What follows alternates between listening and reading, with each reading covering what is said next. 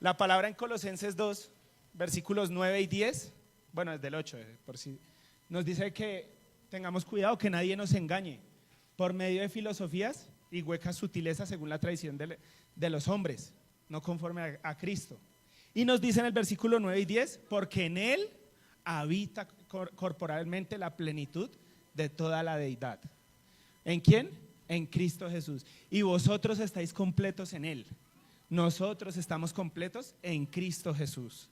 Este es uno de esos mensajes que la verdad me encanta predicar, me encanta hablar de este tema. Pongamos, el hermano de las audiovisuales me puede ayudar con el título, por favor. Esto es uno de los temas más poderosos que puede tener la palabra, por no decir que el más precioso de todos. Amén. Bueno, gloria a Dios. Mientras el hermano de audiovisuales coloca el tema, vámonos a un capítulo muy conocido, un versículo muy conocido por toda la iglesia. Incluso inconversos conocen este pasaje y se lo saben de memoria. Vámonos a Juan 3:16. Amén. Vamos a fundamentar este mensaje y unos mensajes de aquí en adelante. No quiere decir que vayan a ser seguidos, pero conforme el Señor vaya permitiendo, vamos a ir hablando de este tema. Amén. ¿No está el título? Bueno, gloria a Dios. No está. Gloria a Dios. No. Sí, Juan 3:16. No le decía a los de audiovisuales, qué pena. Juan 3:16. Vamos a decir el título de todos. Encaminados al amor.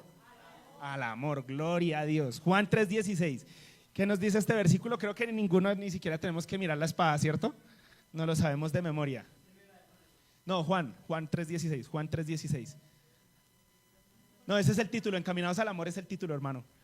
El versículo base es Juan 3:16. Porque de tal manera amó Dios al mundo que ha dado a su Hijo unigénito para que todo aquel que en él cree no se pierda, mas tenga vida eterna. Vamos a basar estos mensajes. Muchas gracias, hermano, el Señor continúen diciendo. Vamos a basarnos estos mensajes de aquí en adelante en esa pequeña frasecita que dice porque de tal manera. Porque de tal manera. ¿Cuál será esa manera en la que Dios amó al mundo? Porque en otra traducción, realmente en el original diría de esta manera amó Dios al mundo. De esta manera. No dice de tal manera, sino de esta manera amó Dios al mundo, que ha dado a su Hijo unigénito, para que todo aquel que en él crea no se pierda, mas tenga vida eterna. Amó Dios al mundo, porque de esta manera. Vamos a tratar de desglosar, de sacar, extraer lo más que podamos de estos versículos, amén. Y nos quedaríamos acá tal vez horas, días, meses, tal vez años, solo mirando esa parte. Solo mirando esa parte porque el centro, el eje central de toda la Biblia es el amor. ¿Y quién decíamos? En Él, ¿qué decía Colosenses? En Él habita corporalmente la plenitud de toda la deidad. O sea que la esencia de Dios, según Colosenses 2:9, la esencia de Dios está en Él. ¿En quién es Él? En Cristo Jesús. O sea que en Cristo está manifestado de tal manera, de la manera en la que Dios amó al mundo, amén. Gloria a Dios. Vamos a mirarlo en unos pasajes. Vámonos a Lucas, capítulo 10, versículos 25 al 37. Esta es una parábola muy hermosa. La vamos a analizar desde otro punto de vista de pronto, porque si la detallamos punto a punto, acá nos quedaríamos, amén. Leo la palabra en el nombre de nuestro Señor Jesucristo. Y aquí un intérprete de la ley se levantó y dijo para probarle. Lucas 10, versículos 25 al 37. El buen samaritano es esta parábola. ¿Cuántos se saben esta parábola de memoria? Amén, gloria a Dios. Por eso la vamos a leer. Y he aquí un intérprete de la ley se levantó y dijo para probarle: Maestro, ¿haciendo qué cosa heredaré la vida eterna? Él le dijo: ¿qué está escrito en la ley? ¿Cómo lees? Aquel respondiendo dijo: amarás al Señor tu Dios con todo tu corazón y con toda tu alma y con todas tus fuerzas y con toda tu mente, y a tu prójimo como a ti mismo. Y le dijo: bien has respondido, haz esto y vivirás. Pero él, queriendo justificarse a sí mismo, dijo a Jesús: ¿y quién es mi prójimo?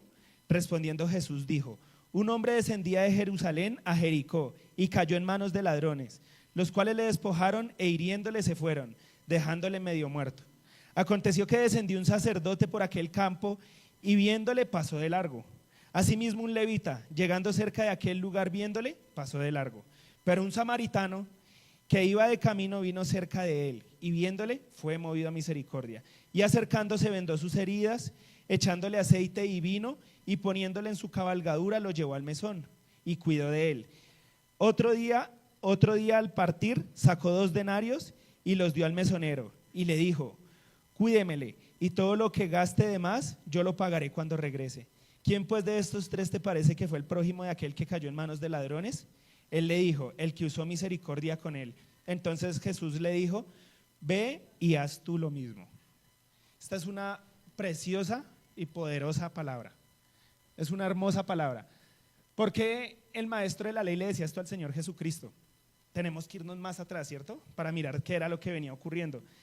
Viene diciendo el Señor Jesucristo exaltando a Dios y le dice: Padre, te alabo, porque tú has escogido estas cosas de los sabios y te las has revelado a los niños.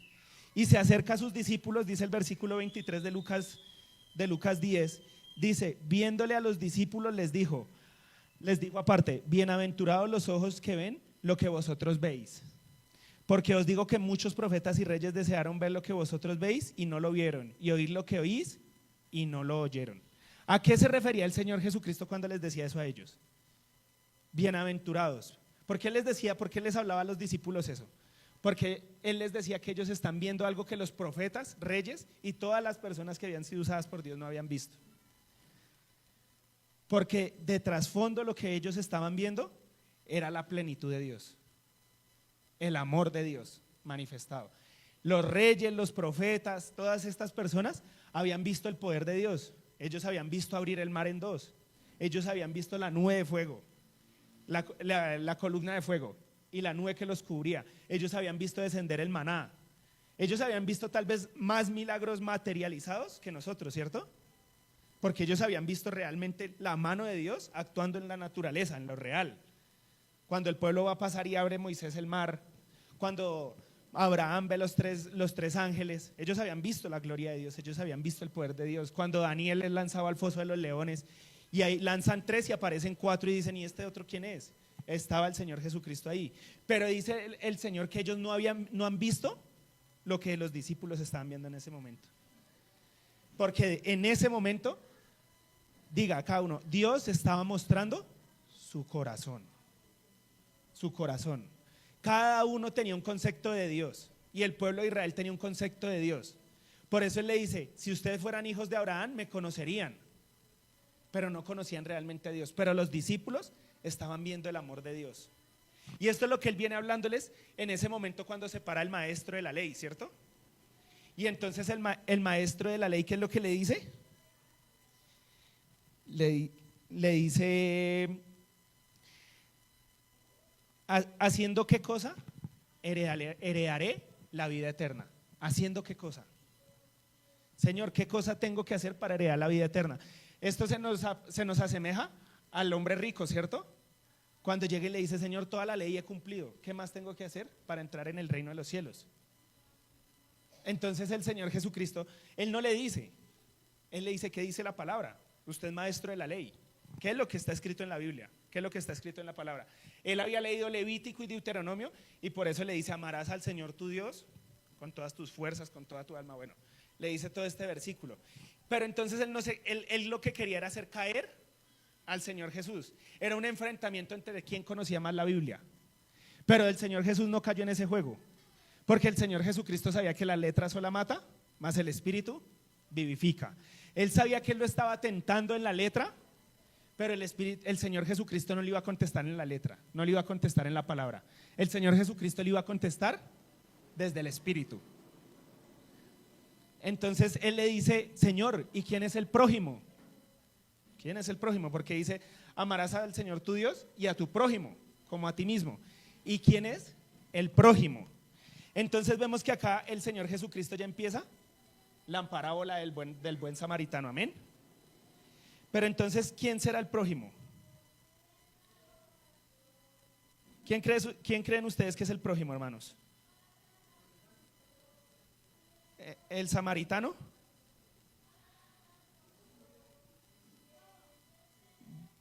bueno, acá traía la palabra.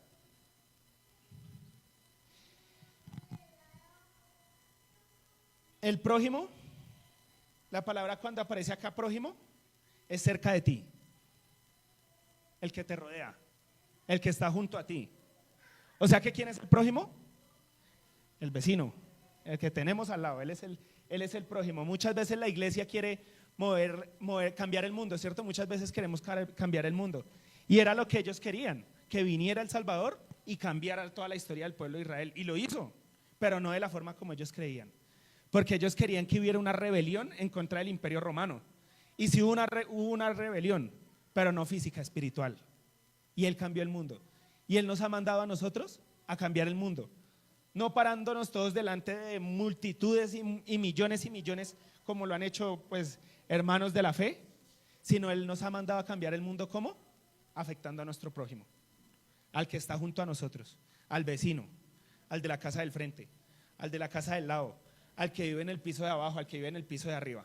Eso es lo que el Señor le viene diciendo a Él. Ese es el prójimo, cuando afectamos al que nos rodea. De nada nos sirve, hermanos, subirnos a los buses y predicarle a montones de personas desconocidas si en nuestro vecindario no saben que somos cristianos.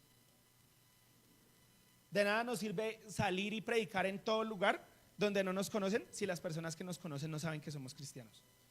Porque el prójimo está en el hogar. El prójimo es las personas con las que convivimos todos los días. El prójimo es el que nos ve cuando nos levantamos y tal vez con mala cara, malhumorosos. Él es el prójimo. El prójimo es cuando bendecimos a un familiar. Entonces vamos a ver 5 fundamentos acerca del amor. ¿Cuántos? 5, amén, gloria a Dios. Gloria a Dios. Vamos con el primer fundamento. El amor es misericordioso. En el versículo 33 dice: pero un samaritano que iba de camino vino cerca de él y viéndole fue movido ¿a qué? A misericordia. El amor es misericordioso. Esta palabra que aparece aquí como misericordia, en el griego koiné, que fue la palabra, el lenguaje en el que fue escrito la Biblia originalmente, dice planisomai. Planisomai. ¿Qué es planisomai? Mover en misericordia. Ser movidos a misericordia, es lo que vemos en la traducción. No es tener lástima, no es ver una persona y tener lástima, es ser movidos a misericordia, en misericordia. Sentir esa empatía dentro de nosotros. En el pueblo de Israel había algo curioso, y es que ellos creían que todo lo que venía del Espíritu, que todo lo que era de Dios salía de las entrañas. Las entrañas quedan más o menos por aquí, por acá adentro, bien adentro. Entonces ellos creían que todo salía de las entrañas. Por eso el apóstol Pablo decía con amor entrañable, desde las entrañas. Entonces la misericordia no es algo que nace del pesar o de la lástima, sino es algo que nace de las entrañas. Muy dentro de nosotros genera esa misericordia hacia el prójimo. Pero entonces no se queda solo en misericordia, porque vemos en el versículo 33 que dice: viéndole fue movido a misericordia. ¿Y cómo empieza el versículo 34? Y acercándose. Y acercándose. O sea, hubo la misericordia de Dios, es movido en misericordia, y esa misericordia se transforma ¿en qué? En acción. Por eso en Santiago vemos que el Señor Jesucristo dice: si tú tienes fe, muéstrame tu fe por las obras. Porque claro, no estoy diciendo, esto es totalmente ajeno y siempre vale la pena aclararlo, a la salvación. Ya somos salvos, pero una nueva esencia está dentro de mí, y ahora esa esencia es la que me va a mover a misericordia, a actuar de una forma compasiva con el prójimo, a tener esa acción y acercándose, dice la palabra. Amén. ¿Quiénes habían pasado antes de que pasara el samaritano? Unos sacerdotes, un sacerdote y un levita. Este sacerdote, ¿de dónde venía la persona primero que fue herida? Dice la palabra que venía de Jerusalén a Jericó, ¿cierto? O al revés. De Jerusalén a Jericó. En Jericó había idolatría, y en Jerusalén estaba la palabra. O sea, era una persona que se transportaba de la ley. ¿Esa persona quiénes eran? Nosotros. Andaban en la ley, Andaban creyendo sus rudimentos. ¿Qué dice la palabra? Que esta persona fue atracada en el camino y fue lanzado, quedó ahí en el piso, moribundo, porque la ley mata. La ley no da vida. La ley lo que hace es eso, matar la persona, matar la fe de la persona. Nos acaba nuestra fe, nos acaba nuestra esencia, nos da un concepto errado de Dios. Acabamos al Señor Jesucristo en nuestros corazones. Eso es lo que hace la ley. Eso es lo que está hablando el Señor Jesucristo acá. Y entonces está la persona ahí y pasa un sacerdote. ¿Qué representa el sacerdote? La ley. La ley. Pasó la ley y nos vio ahí tendidos y nos dejó ahí botados. Y siguió derecho. Ahora viene un levita. ¿Qué representa el levita? La religiosidad. Porque el levita era el que servía al tabernáculo. Él era el que entraba, el que presentaba sacrificios. Estaba ocupado en sus cosas religiosas y había dejado de lado la esencia de Dios. Había dejado el amor de Dios de lado. Entonces la religión también nos dejó tirados, ¿cierto? Por decirlo de alguna forma. ¿Y quién pasó? ¿Quién era el samaritano en ese contexto histórico? ¿Quién es el samaritano? Porque si nosotros miramos cuando la palabra nos enseña de la mujer samaritana, dice el Señor Jesucristo que me es necesario pasar por Samaria. Él dice, creo que está en Juan 4:4 o por ahí está. Le era necesario pasar por Samaria. ¿Qué ocurría en ese momento histórico? Cuando se desplazaban de una ciudad a otra, Samaria estaba en la mitad. Entonces acá está, bueno, si digamos van a esta ciudad de arriba y acá está Jerusalén y ellos, pues el camino recto es lo más fácil, ¿cierto? Pero como en la mitad se encontraban con Samaria, y Samaria, acordémonos, desde el 580 fue el pueblo de Israel, la dispersión del pueblo de Israel. Samaria empezó a coger otras creencias, otras culturas. Por eso vemos que el Señor Jesucristo, que la mujer samaritana le dice al Señor Jesús, ¿dónde se debe adorar? Porque ustedes dicen que en el templo y nosotros decimos que en la montaña. Ya había un desvío de la doctrina, ¿cierto? Y este desvío de la doctrina lo que genera en el pueblo de Israel es desprecio. Porque dice, ellos fueron judíos, pero no están alabando al verdadero Dios como lo tienen que hacer en las escrituras. Por eso el Señor Jesucristo le dice a la mujer samaritana que la salvación viene de Jerusalén, que ellos alaban al Dios verdadero. Entonces, ¿qué hacía el pueblo, los judíos cuando tenían que pasar de una ciudad a otra y se encontraban con Samaria? No entraban. Eso era una ofensa, era una humillación entrar a Samaria, porque los samaritanos eran lo más despreciado por los judíos. Ellos pasaban por el lado y seguían su camino. Entonces una de estas personas despreciada, el que va caminando era un judío, y esta persona ¿qué hace? Se acerca a él. Se acerca a él. Tal vez podemos, por hacer una analogía, compararlo ni con un perro. Así lo veían los judíos a un samaritano. Pero de estos tres, ¿quién era el que había sido movido en misericordia? El levita, el sacerdote que conocía toda la palabra, que rendía culto al Señor todos los días. Vemos como cuando entra el fariseo y le dice, Señor, 2 veces al día oro, presento sacrificios. Pero vemos que entra el otro hombre y le dice, que dice la Biblia que no es ni capaz de levantar su cabeza. Entonces, la primera facultad es que el amor es misericordioso. Amén. La segunda, y ya medio la toqué, el amor es acción. El amor es acción.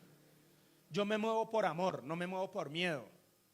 Claro, nosotros debemos temer a Jehová, ¿cierto? ¿Cuántos temen a Jehová? Amén, yo temo al Señor. Pero no lo temo con temor de miedo, sino le temo con temor de amor, que es totalmente diferente. El temor a Jehová no esclaviza, el miedo sí esclaviza. El temor a Jehová nos mueve en acción, porque es el amor de Dios. Yo amo a Dios, la esencia de Dios está en mí y yo lo amo y le temo al Señor. Amén. Gloria a Dios. Entonces, ¿el amor es qué? El amor es acción. Es acción. En el versículo 34 vemos que Él se acercó. Gloria a Dios. El amor no discrimina. El amor jamás señala, no discrimina. ¿Qué pasó cuando al Señor Jesucristo le trajeron la mujer que dicen que era María? Pero bueno, bíblicamente no está comprobado. Pero le traen la mujer y le dicen que la vieron en el pleno acto del adulterio, en el momento acto del adulterio. Primero, ahí ya hay una desviación de la ley. Porque la ley dice que tenían que traer también al hombre. O sea, tenían que traer a la mujer y al hombre que cogieron en el momento acto del adulterio, en el acto del adulterio, a ellos dos tenían que traerlos, pero solo traen la mujer. Porque realmente lo que ellos estaban buscando era hacerle zancadilla otra vez al Señor Jesucristo. Entonces ya hay un desvío de la ley. Pero el Señor Jesucristo que nos muestra en esta parábola, que no discriminó. Él no discriminó, lo mismo que hizo el samaritano, ¿cierto? Versículo 33, pero un samaritano que iba de camino vino cerca de él y viéndole fue movido a misericordia. Acción. Este versículo 34 se le puede decir como un versículo bisagra, es el versículo éxtasis de la historia, es el versículo donde cambia totalmente toda la historia. De este versículo 34 en adelante, vemos que antes venía narrando una historia y venía una persona herida, una persona miserable, una persona pobre porque la habían robado, pero después de este versículo hay una transformación en su vida. Después de este versículo ya no vemos la misma persona. Ahora hay una persona nueva transformada en él. Entonces este versículo, Lucas 10, versículo 34, Lucas 15, versículo 22, que después lo vemos si el Señor lo permite, el Salmo 73, versículo 17, todos estos son versículos de inflexión, cambian el tema, cambian totalmente la directriz de la historia. ¿Qué ocurre en este versículo 34? Y acercándose, vendó sus heridas, echándoles aceite y vino, y poniéndole en su cabalgadura, lo llevó al mesón y cuidó de él. En grandes términos, porque si me centro en este versículo se nos va otro mensaje larguísimo. ¿Qué es lo que el Señor Jesucristo está diciendo que hizo el samaritano con la persona herida? Lo restauró. Lo restauró. Casi lo que el Señor Jesucristo hace con cada uno de nosotros, ¿cierto? Nos restauró, nos transformó a cada uno de nosotros. Vendó nuestras heridas. ¿Cuántos estábamos heridos en el mundo? ¿Cuántos nos había herido el mundo? Nos había herido el alma, nos había herido el espíritu. ¿Y él qué hizo? Vendó nuestras heridas. Pero no solo vendó las heridas, sino les echó aceite y vino. ¿No se les hace simbología de ese aceite algo? El Espíritu Santo ha sido derramado en nuestros corazones. Y el vino representa la crucifixión. En el libro de Colosenses dice: y toda acta de decretos que había en contra de vosotros fue quitada en medio y clavada en la cruz del Calvario. Esa palabra acta de decretos es una palabra contable. En ese tiempo era contabilidad y que era una deuda de. Entonces yo le debo a tal persona, entonces el contable anotaba, tal persona le debe a tal. Pero ¿qué nos está diciendo? Que él quitó toda acta, toda deuda que había de nosotros, él la quitó. ¿Y qué la hizo? La clavó en la cruz del Calvario. En ese tiempo, cuando alguien tenía una deuda, entonces alguien le debía dinero a otra persona, quedaba el acta escrita. Cuando esa persona pagaba esa deuda, ¿qué se hacía con esa acta? Había un muro público donde llegaban los judíos y ponían allá el acta y la clavaban públicamente. ¿Y qué quería decir eso? Que esa deuda quedó saldada. Y todos lo conocían. Todos decían: la persona de tal casa pagó la deuda. Vea, está el acta ahí. Por eso el Señor Jesucristo es crucificado públicamente. ¿Qué es lo que nos está diciendo acá el versículo 34? Echándoles aceite y vino y poniéndole en su cabalgadura, y poniéndonos en su cabalgadura. El Señor Jesucristo no nos dejó botados, sino nos levantó. ¿Se acuerdan cuando Él entra, cómo entra de Jerusalén? En la costumbre judía, los reyes entraban en caballos finos. Hoy diríamos caballos de paso, ¿cómo es que se dice? De paso fino, eso. Entonces entra el caballo que es más, tal vez más fino que hasta el mismo rey que va montado sobre él. Pero el Señor Jesucristo, ¿en qué entra a Jerusalén? En un burro, en un asno. Mostrando en el asno la humildad y la misericordia de Dios. Pero cuando el Señor Jesucristo va entrando, todos los están allá, ¿cierto? Alabando al Señor Jesucristo. Y si saben quién iba en ese burro, en ese asno, aunque la palabra no lo dice, iban dos, no iba uno solo. ¿Cuáles dos iban? Ya sabemos que uno era el Señor Jesucristo. ¿Y quién iba atrás de él? Con él. Diga: yo iba con el Señor Jesucristo entrando en el asno. Por eso acá este versículo nos dice que ¿qué hizo él? Lo levantó y lo puso en su cabalgadura. O sea, Él nos pone en la cabalgadura, nos da una posición en Cristo Jesús. Nos restaura de la humanidad, nos restaura de esa muerte legalista que estábamos, nos restaura de ese mundo perverso que estábamos. Nos pone en una posición de espiritual. ¿Y qué hace el samaritano ahora con él? Me alargué en este versículo, Dios bendito. ¿Qué hace? Lo llevó ¿a dónde? A la iglesia. A la iglesia. Lo llevó al mesón. El mesón es la congregación. ¿Y qué le dice al mesonero? A los mesoneros. Y cuide de él. Y cuide de él. El Señor hoy a la iglesia le dice: he restaurado a esta persona, la planta en una congregación. ¿Y qué nos dice a la congregación? Cuiden de él. Cuidemos de él. Porque el amor, ¿en qué punto estamos? ¿Qué fundamento estamos viendo? El fundamento el amor no discrimina, hermanos. Estamos mirando que el amor no discrimina. Ese es el número 3, amén. Vamos con el cuarto fundamento. El amor no abandona. Acá en la palabra, bueno, no puedo explicar cada pasaje de ahí para adelante porque sería larguísimo. Pero el amor no abandona. El amor nunca nos va a dejar solos. Cuando digo amor, lo voy a decir en otra palabra, hermanos, y espero estén atentos a esto que voy a decir. Cuando digo amor, ¿ya todos están atentos? Mano, música de suspenso, no mentiras. Cuando digo amor, estoy diciendo corazón de Dios. El corazón de Dios. Pero lo vamos a decir en amor. Cuando la Biblia me dice amor, me habla del corazón de Dios. Amén. ¿Cuándo sabemos que una persona está muerta? Cuando el corazón se para.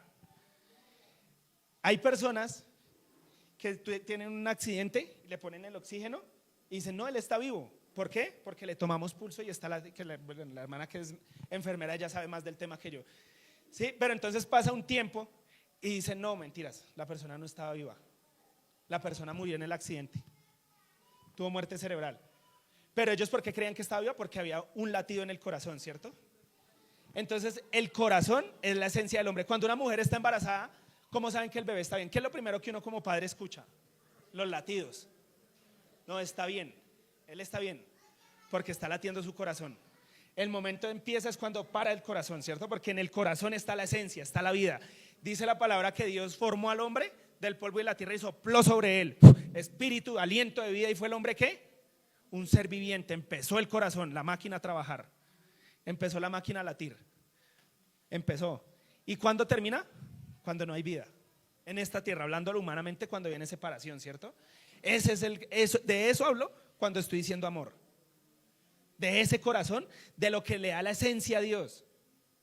Dios no puede ser nada más que amor, porque el día que Dios deje de ser amor, su corazón deja de latir. Dios desaparece, Dios deja de existir. Por eso estamos hablando, cuando digo amor, ¿qué estoy diciendo? Con que entiendan esto, hermanos, yo ya quedo contento. No lo entiendan por hoy, entiéndalo para siempre, hermanos. Ahí colóquenle un pie de página grande en el comienzo de la Biblia. Cuando la Biblia habla de amor, habla del corazón de Dios. Porque acá es donde se está manifestando, porque acá es donde está realmente la esencia de la palabra. El amor no abandona. Dice el versículo 35: otro día al partir sacó 2 denarios y los dio al mesonero. Bueno, voy a decir esto rápido. La Biblia dice que un día son como ¿qué? 1000 años. ¿Hace cuánto vino el Señor Jesucristo? 2000 años. O sea, ¿qué quiere decir? Que son 2 denarios. ¿Qué fue lo que dejó el mesonero allá? Otro día al partir sacó ¿cuánto? 2 denarios. Y los dio al mesonero y le dijo: cuídenmele y todo lo que gaste de más yo lo pagaré cuando regrese. ¿Por qué el mesonero dio 2 denarios y no dio 5? ¿O no dio 6? Porque él hizo las cuentas, se sentó, hizo las cuentas y dijo: con 2 denarios alcanza y vuelvo. ¿Qué quiere decir eso? Que Cristo está por volver. Que ya estamos viviendo los últimos tiempos. Esa es la gloria de Dios. Gloria a Dios. Si ven como en un pasaje Él deja escrito muchas cosas que uno no ve si lo lee por encima. Pero entonces Él no fue y lo dejó allá. Y bueno, listo, ¿está bien? Listo, chao, me voy, me tengo que ir. Y se fue. No, ¿Él qué hizo? respondió por él, no lo abandonó. Dijo, yo lo traje al mesonero y no lo abandono. Pago. ¿Cuántos hermanos haríamos eso? ¿Cuántos hermanos llevaríamos un herido al hospital y yo cubro con todos los gastos de él? Y si hay algún gasto que no alcance, cuando yo vuelva, lo pago. Dios es Dios. Decía un hermano que ya está con el Señor Jesucristo, decía, Dios es un padre responsable. Y Él es un padre responsable. Él nunca nos abandona. El amor nunca nos abandona. El amor, el corazón de Dios nunca nos va a abandonar. Porque si Dios abandona a sus hijos, deja de ser Dios. ¿Por qué entonces Dios abandonó al Señor Jesucristo? Dirían algunos, porque se rompe la deidad en la cruz del Calvario, ¿cierto? Porque aunque lo vemos humanamente, decimos Dios salió de Jesucristo y lo dejó solo, era la mayor esencia de amor ahí. Gloria a Dios. Era la esencia de Dios en esa cruz. En esa cruz, en ese momento, se estaba mostrando la plenitud de Dios. Ahí es donde debemos estar fundados como cristianos. Ahí es donde debe estar nuestro corazón, en el acto pleno de la cruz y la resurrección. La cruz para restaurar nuestra vida y la resurrección para andar siempre con el Señor Jesucristo. El Señor nos limpia al momento de morir y no nos abandona. Él parte para los cielos. Sus discípulos quedan tristes y Él les dice, no se entristezcan porque yo voy a volver. Y les había dicho, yo enviaré al Consolador. O sea, Él no nos abandona. Hay un pasaje también en la Biblia que dice que Él vio las multitudes y se entristeció su corazón porque no tenían pastor. Entonces, ¿qué dice en Jeremías? Y les daré pastor conforme a mi corazón. O sea que el Señor Jesucristo no solo nos dejó el Espíritu Santo como algo espiritual, para que nosotros hablemos que las energías y que siento y que esto, sino también nos dejó algo material. Nos dejó un orden terrenal, nos dejó una jerarquía terrenal, nos dejó un pastor, nos dejó líderes, nos dejó hermanos. El Señor nunca nos dejó solos. Que a veces queremos sentirnos solos es diferente, pero Él no nos abandona. Ya quedan 8 minutos. El amor es comprometido. Amén. El amor, diga cada uno, hermanos. El amor es comprometido. Uy, hermano, o sea que usted me está diciendo que, o sea que todos los días, los domingos tengo que sacrificarme para irme para la iglesia. No, hermano, yo no estoy diciendo eso. Yo estoy diciendo que el amor es comprometido. ¿Cuántos vienen acá por obligación? Dígame la verdad. Hermanito, ¿usted lo amenazó a la hermana para venir? De una vez venda al hermano que no le puede pegar al frente de todos. ¿A nadie, a la hermana la trajeron obligada? Sí, vea, ella sí. Gloria a Dios. El amor no es comprometido. Es diferente generar un compromiso. El amor no genera compromiso. Lo que hizo el samaritano acá no lo hizo por obligación. El amor no obliga. El amor es libertad. El amor muestra el bien y muestra el mal. ¿Qué le decía Dios a los hombres? Aquí pongo de ti delante del bien y el mal. Eso es lo que hace el amor. El amor no obliga. ¿Alguno Dios lo trajo con rejo acá? Nadie. Todos venimos por nuestro propio esfuerzo, ¿cierto? El amor no genera, el amor es comprometido, no genera compromiso, sino entrega. Como una buena madre o un padre con sus hijos. Alguno, levante la mano, algún hermano dice, me tocó darle de comer a este chino. Yo no quiero darle de tragar a este chino, pero me tocó. O el papá se va bravo a trabajar, me toca otra vez madrugar a trabajar.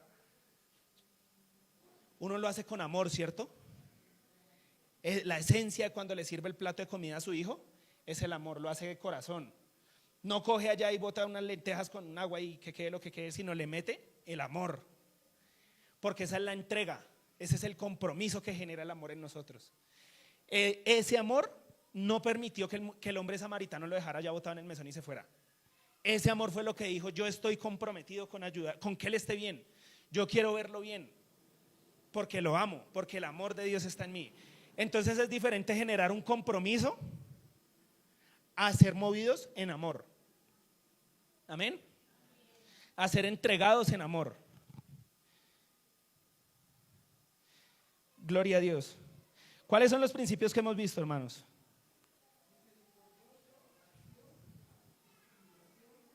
Misericordioso, acción, no discrimina, no abandona y es comprometido. ¿Cuántos principios dijimos que íbamos a ver? 5, gloria a Dios. Vamos a dejar los otros para la próxima predica, amén. ¿Cuánto la van a escuchar, hermanos? Amén, gloria a Dios. Vamos a hacer, ¿me puede colaborar con el acompañamiento, hermano, por favor?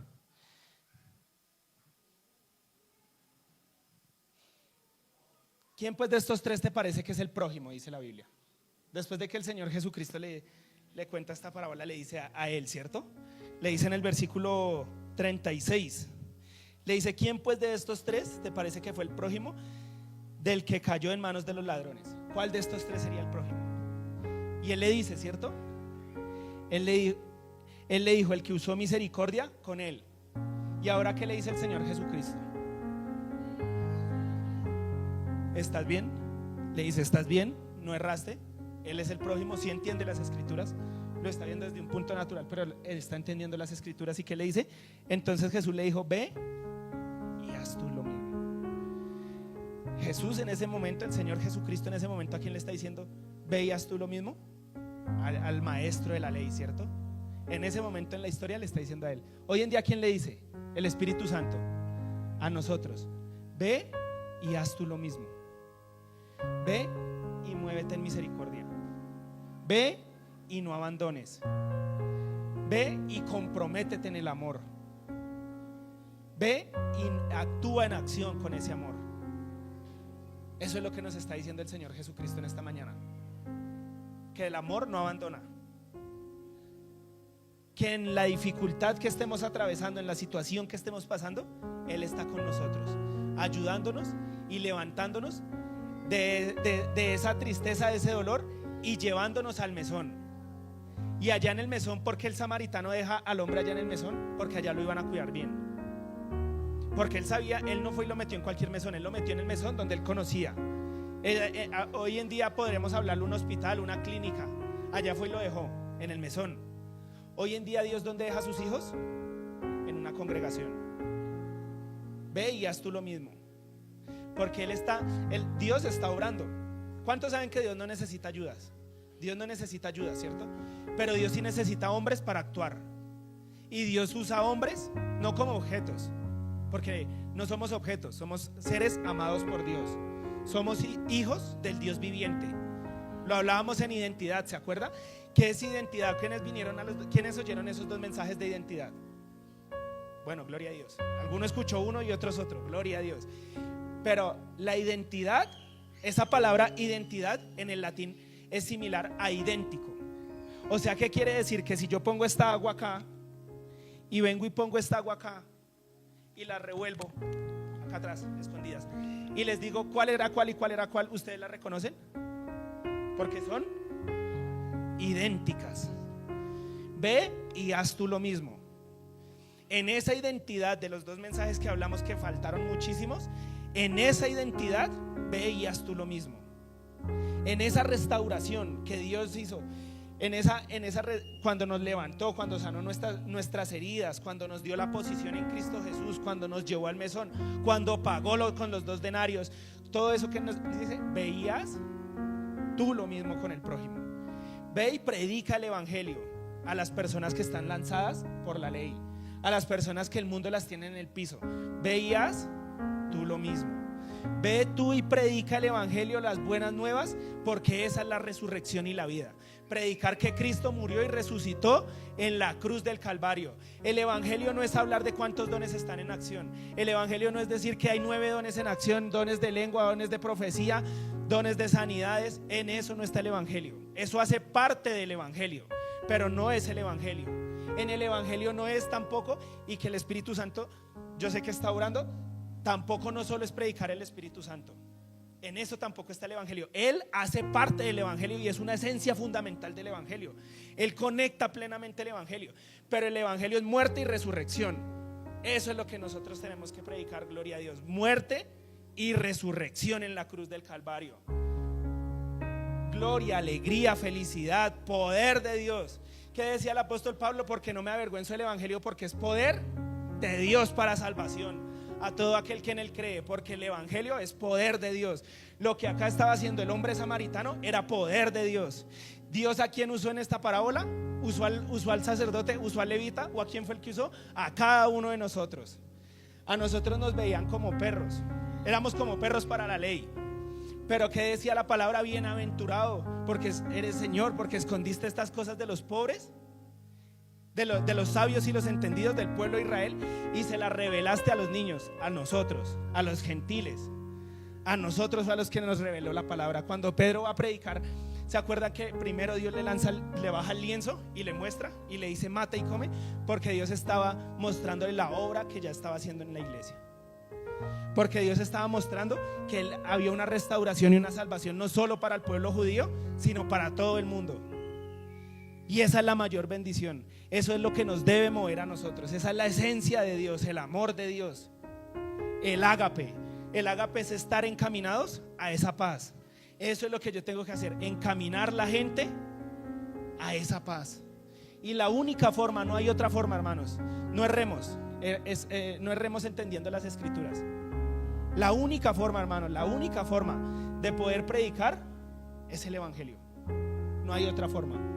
Colosenses decía que no nos dejemos engañar por filosofías y huecas sutilezas. El mundo nos va a presentar sutilezas y nos va a presentar filosofías huecas, pero nosotros no debemos errar del evangelio. Jamás nos debemos desviar ni a diestra ni a siniestra. ¿Cuál va a ser mi fundamento? El evangelio de Dios. ¿Y qué es el evangelio, hermanos? ¿Qué dijimos ahorita que era el evangelio? Amén, las buenas nuevas. Pero ¿qué dijimos que era el evangelio, hermanos? ¿Cómo? Muerte y resurrección. Muerte y resurrección. Cuando salimos a la calle y le decimos Dios te ama, dicen sí, yo sé que Dios me ama. Lo mismo que le contestó la mujer María al Señor Jesucristo: yo sé que Él resucitará. Eso nos van a decir en la calle: yo sé que Dios me ama. Ellos, su concepto de Dios puede ser una energía superior, puede ser los astros, puede ser un anciano allá sentado que nadie lo puede tocar. Pero cuando salimos a la calle y le decimos Jesucristo te ama y Jesucristo murió y resucitó por ti, ese es el verdadero evangelio. Y en eso hay poder. Ahí es donde viene la gloria de Dios. Y ahí es donde el corazón de cada uno de nosotros debe estar afirmado, debe estar fundado. En esas palabras es que debemos estar cimentados. De ahí empezamos a estudiar toda la Biblia. ¿Cómo comienza la palabra de Dios? En el comienzo, en el principio creó Dios. ¿Cómo comienza Juan 1:1? En el principio era el verbo era con Dios. O sea que cuando Génesis 1:1 nos dice en el principio creó Dios los cielos y la tierra, primero está diciendo en el principio. ¿Y quién es en el principio? Jesucristo. O sea que lo primero que Dios habla en las escrituras, el primer versículo que Dios habla es Jesucristo.